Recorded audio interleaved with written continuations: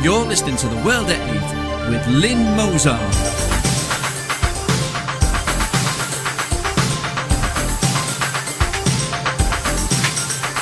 The World at 8, the number one in nationalist news. Highlights of the news today, Wednesday, the 24th of April. Police call off the search for missing April Jones. 2,600 NHS workers earn more than the Prime Minister's £142,000 a year salary. Keighley MP opposes Sharia law plan. St George for all. Muslim Council of Great Britain. Merkel says Eurozone members must consider ceding sovereignty. Sweden Democrats rake in southern support. Greece pulls statues from Qatar exhibit over nudity dispute. Homeless crisis hits Spain's educated elite. Morning brief, car bomb hits French embassy in Tripoli. Nestle CEO seeks to control the world's water supply. United Arab Emirates, Western bathing suits banned on tourist beaches.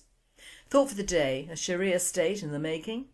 And finally, Jaws he ain't, but oh boy is he cute.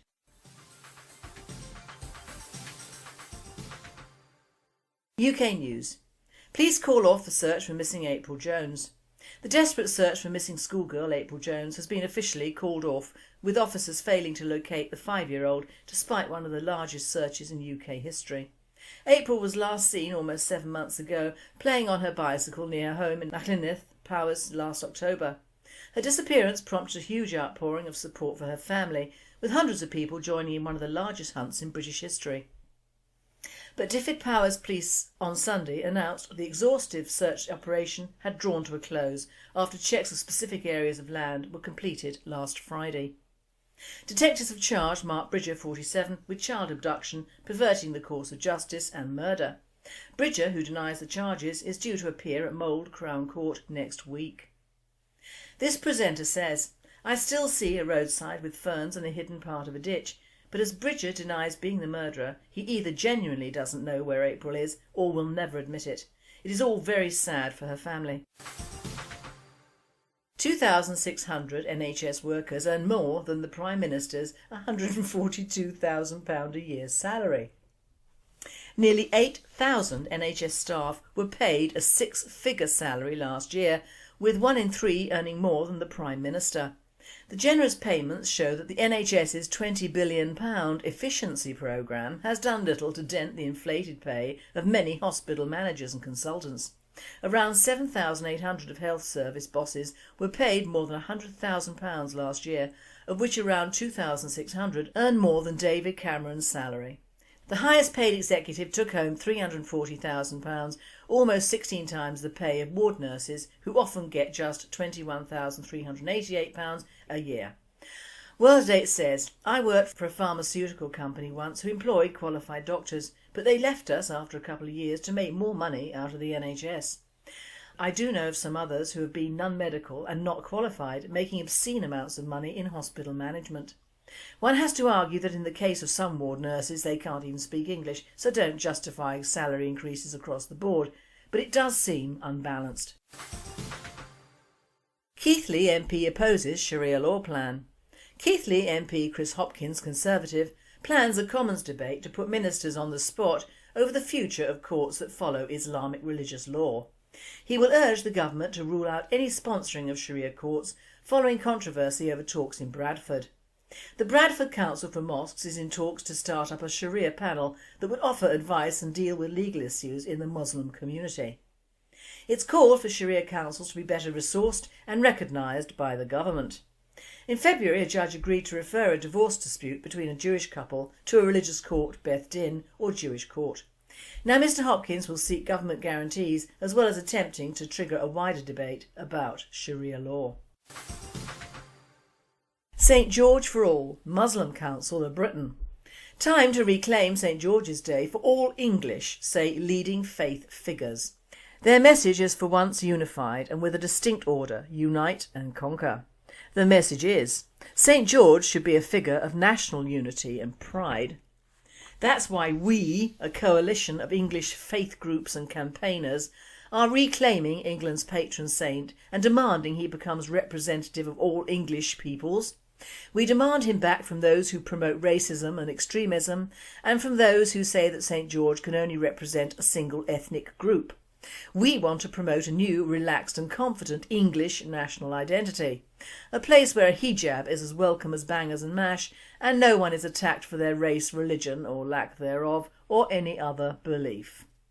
World Date says, you can't have him, and the rest of your leading faith groups don't deserve him. Few of you are English, although you may adopt British nationality, you ain't English. So stop trying to offend us Brits while still trying to take us over. In fact, the news source is very interesting, and in this case I will quote them. The Muslim Council of Britain, the Al-Khoi Foundation, Awareness Foundation, Baptist Union of Great Britain, Christian Muslim Forum, City Sikhs Network, Faith Matters, Global Village, Hope Not Hate, Islamic Society of Britain, Joseph Interfaith Foundation, London Baptist Association, London Boroughs Faith Network, London Interfaith Centre, Majlis Al-Ulama Europe, Mosques and Imams National Advisory Board, Muslim Council of Britain, Preston Faith Forum, Radical Middle Way, Religions for Peace UK, St Philip's Centre, Three Faiths Forum and Woman's Voice. I rest my case.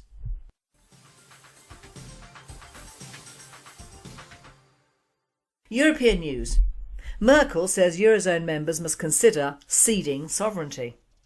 Eurozone members need to accept the fact that in certain cases Europe should have the last word, German Chancellor Angela Merkel said. During a conference sponsored by Deutsche Bank attended by Polish counterpart Donald Tusk, Merkel said, "We act as if we want common solutions when on the brink, but as soon as the pressure eases we all go our separate ways." Merkel also argued that relinquishing sovereignty on specific aspects of policy is prerequisite to building Europe. Tusk, for his part, warned of the dangers that go with others members' perception of Germany trying to force its model on the bloc. World Date states, "This is the beginning of the end." Sweden Democrats rake in southern support. The immigration-critical Sweden Democrats would nab 16% of the vote in regional elections in the south if residents were to cast their ballots today, revealed a new poll by YouGov commissioned by the Metro newspaper. In Malmö, our membership numbers are up by 30% in the past 6 months, Sweden Democrat Malmö Municipal District Chairman Jörgen Grubb told the local. "We see a general increase, so it doesn't surprise me that support has gone up regionally." Neither did the new poll results surprise observers who are traditionally critical of the Sweden Democrats. Greece pulls statues from Qatar exhibit over nudity dispute. Greece has pulled 2 ancient statues from an ongoing Olympic Games exhibition in Qatar over a dispute over nudity, a culture minister source said on Tuesday. The statues have already returned to Greece, a culture ministry source told AFP, adding, "Organisers in Qatar wanted to cover up the statues' members with black cloth, so they were never put on display. They went back into storage and returned on April the 19th. The statues, a classical Greek youth and a Roman-era copy of an athlete, are both nude, the manner in which Olympic athletes competed in antiquity." World Date says, "I've heard it all now. True bigotry in all its glory. But Islam has strict rules in art as it does everything else. No human form ever. Very wrong if they want to either integrate, or very bad news if they mean to take over various countries. No art, no books, no culture, no history permitted. The way of things to come." Homeless crisis hits Spain's educated elite. More and more qualified middle-class Spaniards are sleeping rough in the streets of Madrid every night, according to a study carried out by the capital's emergency service, SAMUR. Spain's capital has the highest number of homeless people ever, and yet the profile of those sleeping in the streets is in stark contrast to what one might expect. 1 in 4 homeless people in Madrid has completed some form of higher education, and 41% of them are sleeping rough as a result of losing their jobs.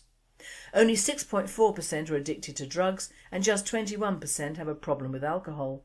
Online daily 20 Minutos reported on Monday.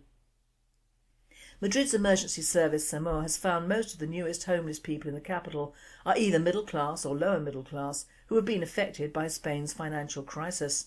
They're also older than ever, with the average age of the homeless person in Madrid now standing at 46.36 compared to 41.5 in 2008.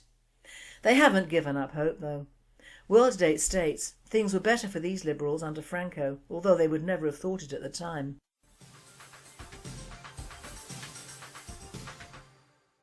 World News. Morning brief. Car bomb hits French embassy in Tripoli. A car bomb exploded outside the French embassy in Tripoli early Tuesday morning, injuring 2 French guards and causing one corner of the embassy building to cave in. The first major attack on a Western target in Libya since the September 11th assault on the US consulate in Benghazi, the blast destroyed part of a compound wall and shattered windows for several blocks around the embassy. Only the timing of the blast, which occurred before normal business hours, appears to have minimised the carnage. No one yet has claimed responsibility for the attack, but US officials told Reuters that Al-Qaeda was most likely involved. Al-Qaeda in the Islamic Maghreb has threatened to retaliate against France for its involvement in the Malian conflict. French Minister Laurent Fabius, who is expected in Tripoli later today, said that the attack targets not only France but all countries that fight against terrorist groups. Security, he said, would be stepped up across the region. Libyan authorities responded promptly to the attack. Firefighters arrived within minutes and forensic investigators could be seen on Tuesday combing through the rubble for evidence. Nestle CEO seeks to control the world's water supply. Gun control may be a hot topic, but what about water control?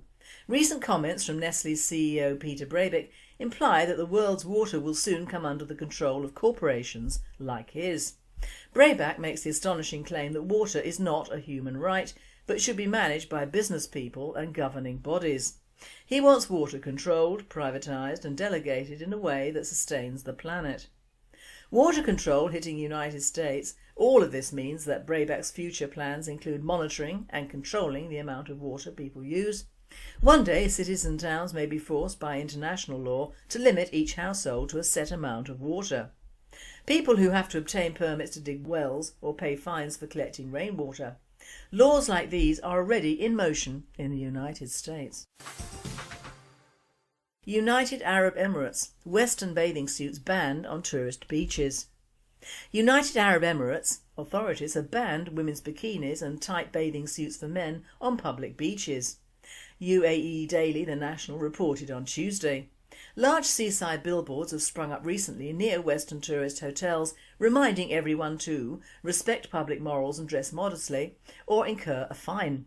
While foreigners and tourists have so far mingled with burqa and hijab-clad locals on the UAE's non-gender segregated beaches, their presence, their bikinis and their tendency to hug and kiss in public have been deemed offensive by the traditional Islamic majority.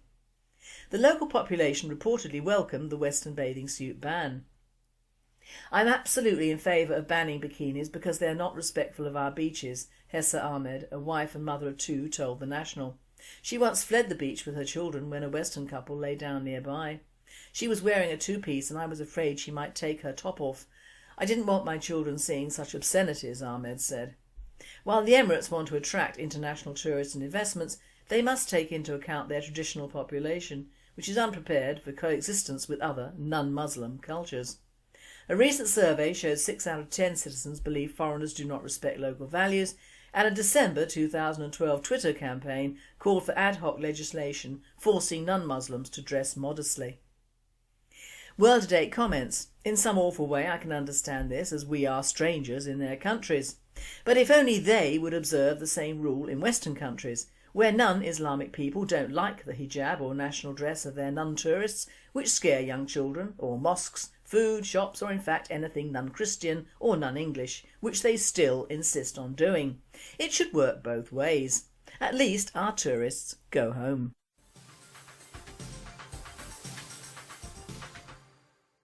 Thought for the day. On the way to a Sharia state? Are we on the way to a Sharia state, I ask myself every day, reading or listening to various items and news, and almost without exception all the negative news centres around people or persons from the Muslim world. Anything against their host country and its people is usually unfailingly Islamic based. And when you think of the numbers of Muslims we have in our country already, 3 million and counting, and they are the official figures, not the realistic ones, you have a right to be worried. I personally don't agree that to be concerned about our future is racist or Islamophobic. That is the Marxist left and liberal lobby's comeback. Just consider some of the latest headlines.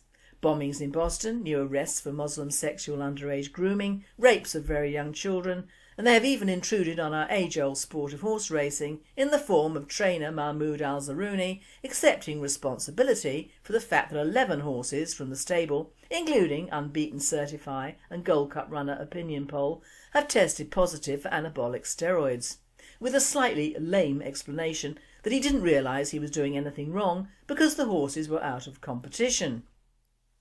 It's impossible to underestimate how embarrassing this doping bombshell is for Sheikh Mohammed, Godolphin's owner, who is also the ruler of Dubai and Prime Minister for the United Arab Emirates.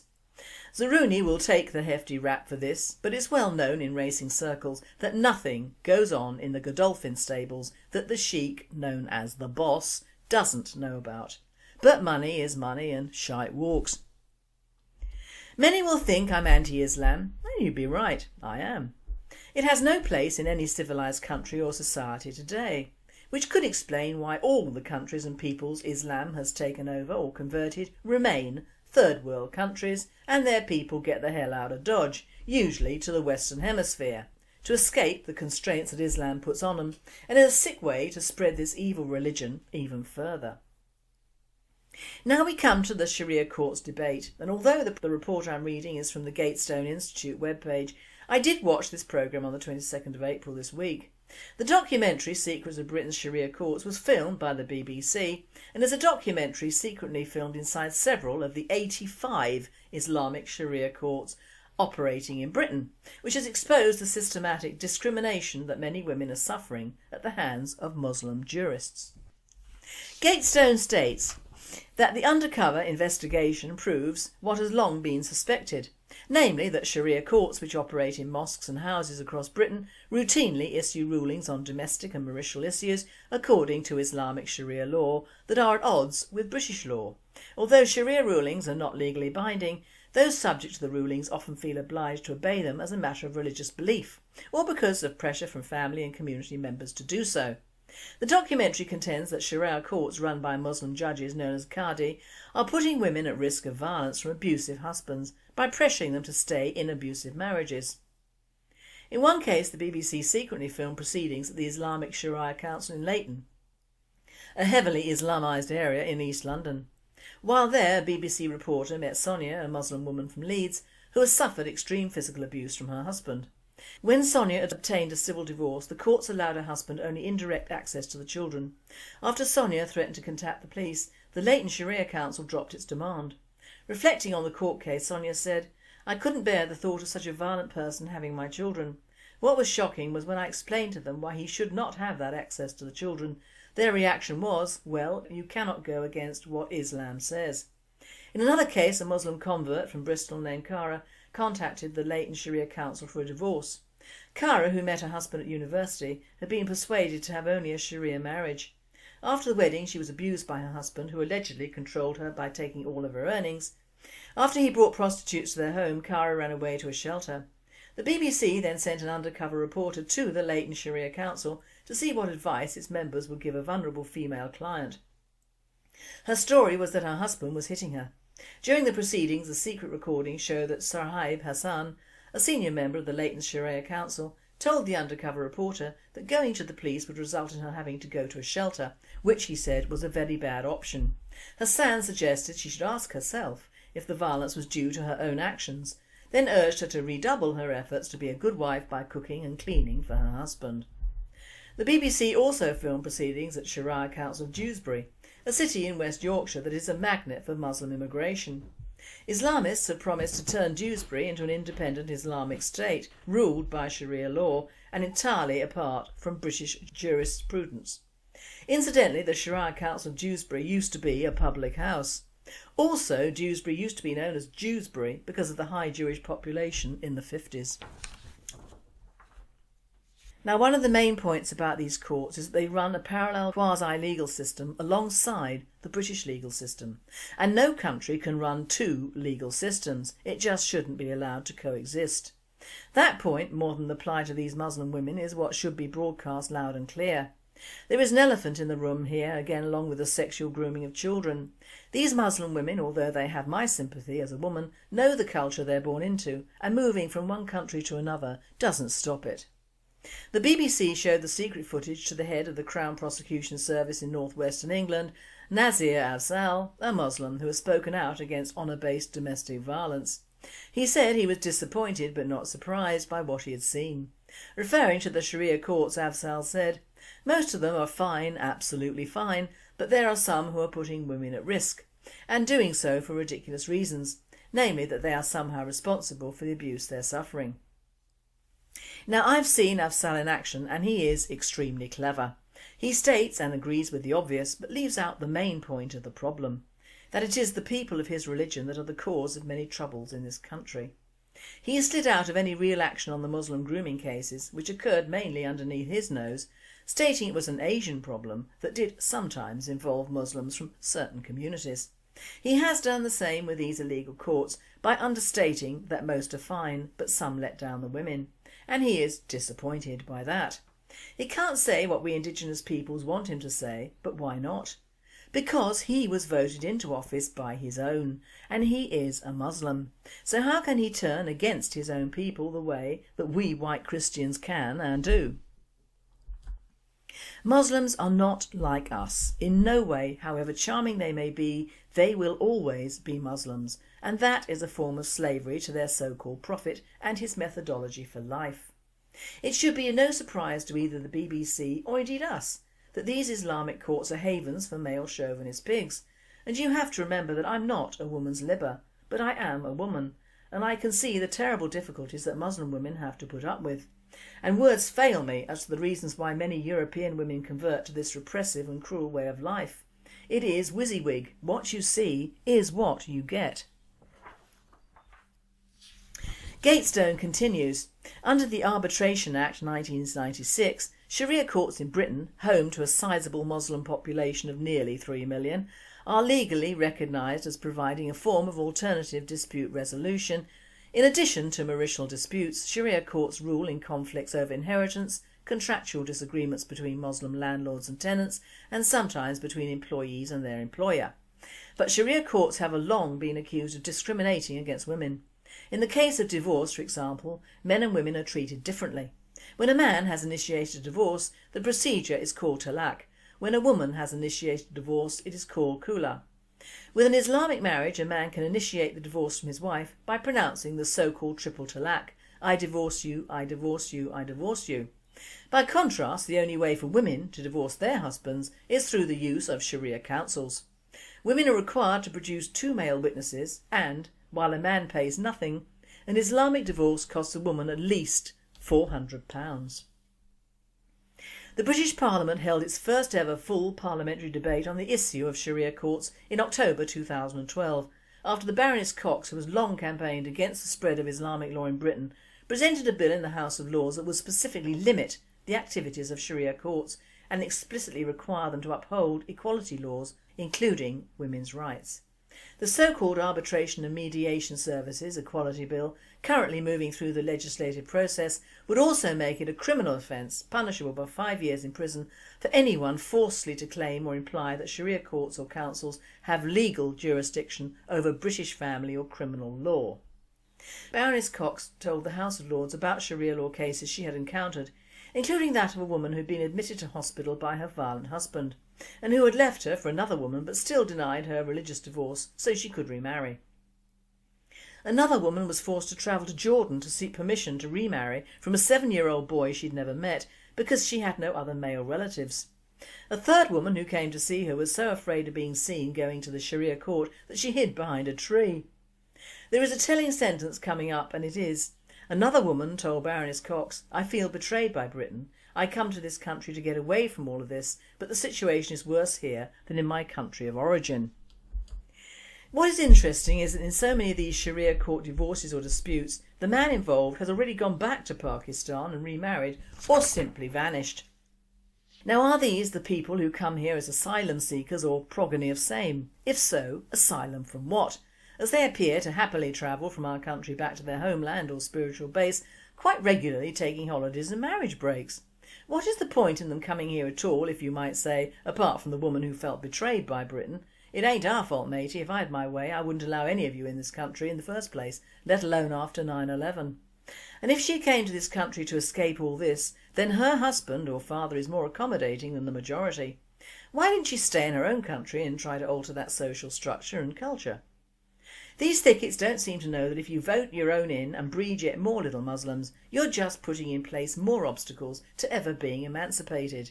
You are in fact creating little Islam in other countries. Simples. The wealthy Muslims are buying us out and the poorer ones are breeding us out, and that is a fact. Not covered in the BBC documentary. They showed part of London which looked more like Lahore than Lahore does. Do the Brits and their various governments and establishments really have that much of a guilt complex towards the Arabs and Muslims? They shouldn't, because it was the Arabs who sold entire tribes of black Africans to each other and the West. In fact, black slavery, when not practised by their own tribes, was well in place for thousands of years in Africa and the Middle East. So no guilt there. We have never colonised much of that part of the world to the extent that other Europeans did and make no apology for. So no guilt there. The Sikhs, however, who sided with the Japanese in the last war and did suffer loss of homelands during the partition in India, do have reasons to hate the Muslims. In fact, partition, had it been undertaken without any Muslim intervention, would have been a much better and fairer procedure than it was. So no guilt for us Brits there. In the end, it'll be down to each fairly indigenous tribe in their own country to throw away the guilt trip, because it's wasted on the Muslims. They have no guilt in their make-up at all. Each one, without exception, can and does justify everything, from honour killings to overbreeding, to their advantage. Many, like Afzal, float like a large turd over the main point of whatever argument or nasty happening that has taken place and appear liberal. Don't be fooled. He's about as liberal and Western-minded as the silly old bugger sitting in the latent so-called Sharia court pontificating on a woman who, if in a different Islamic country, would probably be stoned to death or simply vanish. Others, the mega-wealthy, just buy their way out of and into silence. But the sad fact remains that wherever you get Muslims, you get troubles on a large scale. Non-Muslim ethnics, whether Polish or African, are nuisances both social and economical, but the Muslims, I'm afraid, are dangerous, because they seem to have a double-sided sword in the side of the West. On one hand, they want to live over here and in Europe, ostensibly to escape fighting, famine and torture, and yet once over here they do all they can to bring their past way of life with them. Have you noticed that when a non-Muslim female reporter goes anywhere near a Muslim enclave, she wears a headscarf? And yet female Muslims rarely take off their headscarves when in our courts or places of work, or wear Western garb. I've always thought this strange. They are in England now, so why have we allowed them to make our country their country to all intents and purposes? Surely I can't be alone in wondering what is the reasoning behind all the acceptances that we Brits allow. It goes without saying that we've lost not only our capital city, but most of our larger cities as well, to the Muslim scourge. It seems to have missed the British mindset that if you allow massive immigration from Muslim countries, give them money and means, give them votes and official standing, and their own part of what is in fairness not their land, help them breed and pay for the education of same, that we will not have the same problem as the US? Do we really think that by paying tribute to these strangers we'll avoid strife? No, we are encouraging trouble in the future because they don't recognise us as having any status within our own social structure or country. We are invisible to them. They simply don't care. Rather like the parasitical wasp who lays its eggs in a living caterpillar, and the young wasps chew their way out regardless of the demise of their host. Now, are you getting it, Cameron, Clegg, MI6 or 5, whatever, CIA, the Illuminati and the numerous other backroom boys that exist? The BBC have briefly touched on various subjects around Islam so they can justify their licence fees, but like the papers, they will never go the whole hog, so to speak. You have to hand it to the Muslims. They make no bones about creating their own Islamic state within their host European countries. We can't say we haven't been warned, but we can say we are stupid and blind not to fully understand and act on that message. And finally, life jacket helps disabled goldfish swim again. Einstein, the goldfish who'd lost the ability to swim, is afloat once more after his owner made him a special buoyant frame, the Telegraph reported. Einstein developed swim bladder disease, which caused him to turn upside down and sink to the bottom of his tank. His owner, warehouse worker Leighton Naylor, was so distressed by the sight of his struggling pet he knew he had to take matters into his own hands. He's always been a fighter, so when he sunk to the bottom one day and couldn't get back up, it was a very sorry sight. It broke my heart to see him so helpless. He looked so depressed, said the 32-year-old from Blackpool. He made Einstein a floating frame from recycled tubing, which fits perfectly over the fish's 2-inch long body. I wanted to build something that would allow Einstein to move his fins a little bit and be comfortable at the same time, he said. He wriggled a bit at first and he wasn't too keen on the idea. He kept catching onto plants and getting stuck, but since then I've rearranged the tank to make it disability friendly and he's been absolutely fine. This presenter says, "This guy is a saint. Bless little Einstein. I've seen the video and he looks like he has his own little flying machine. He's a porky little chappie and he belts around the tank like a boy racer. It's so heartening to know he doesn't have the usual owner who would have just flushed him down the loo. Fishes have little brains as well and are just as capable of feeling pain as we are. Good on you, Leighton, and may Einstein continue to swim much longer."